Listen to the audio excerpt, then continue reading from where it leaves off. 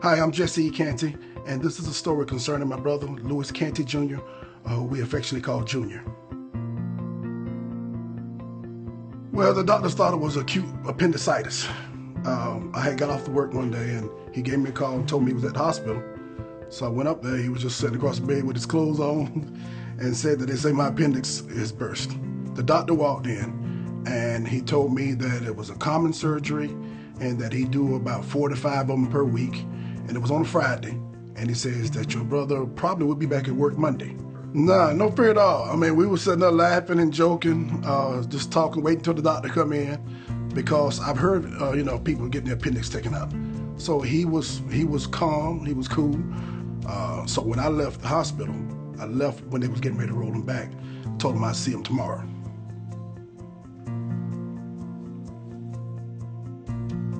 As a big brother, he was the perfect big brother. I mean, 5 years older than me. Whenever he would go throughout the city playing basketball, doing different things, he would always let me tag along. We grew up very close, and my father was a truck driver.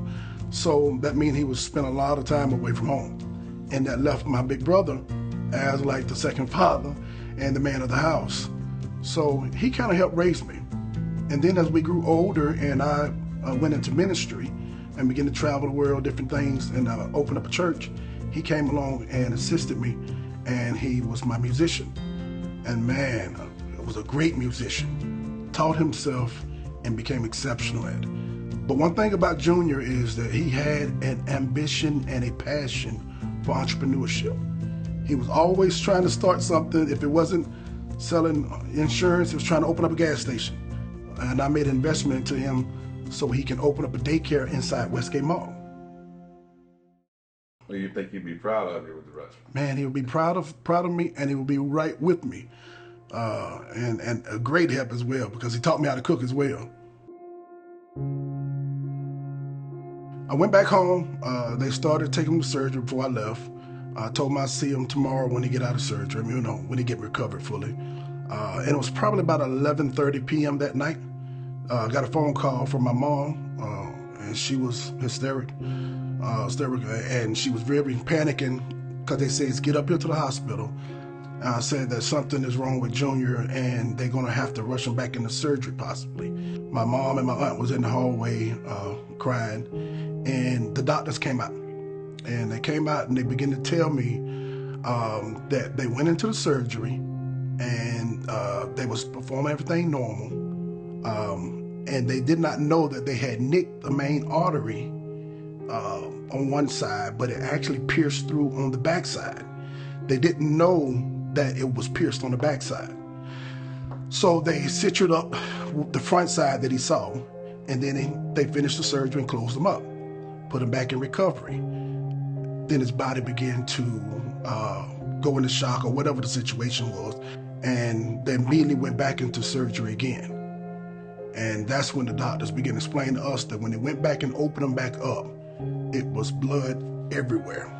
And he didn't expect that.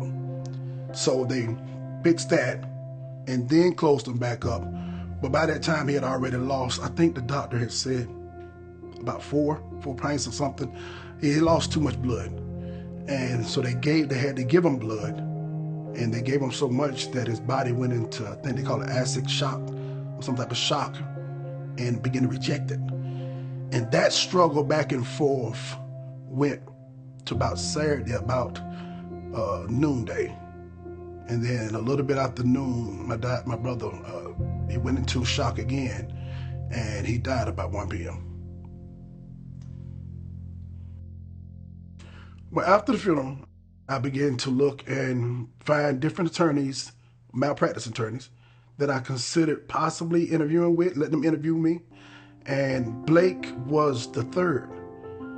My father went with me on every interview. And after I met with Blake, it was something different from start to finish.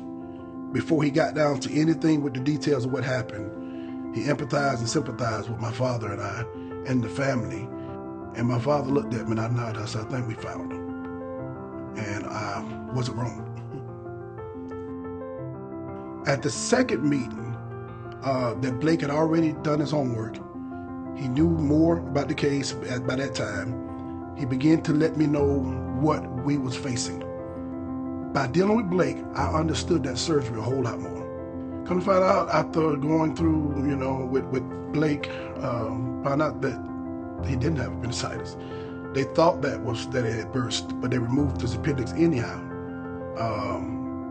So what was causing the pain that he had, I don't know. But from what I understood, that he didn't have appendicitis. So the surgery wasn't even necessary. They called me with great news, and it was being able to settle out of court. They won a lawsuit for my brother's wife and kids, and I think it was exceptional, more than what any of us had expected to be.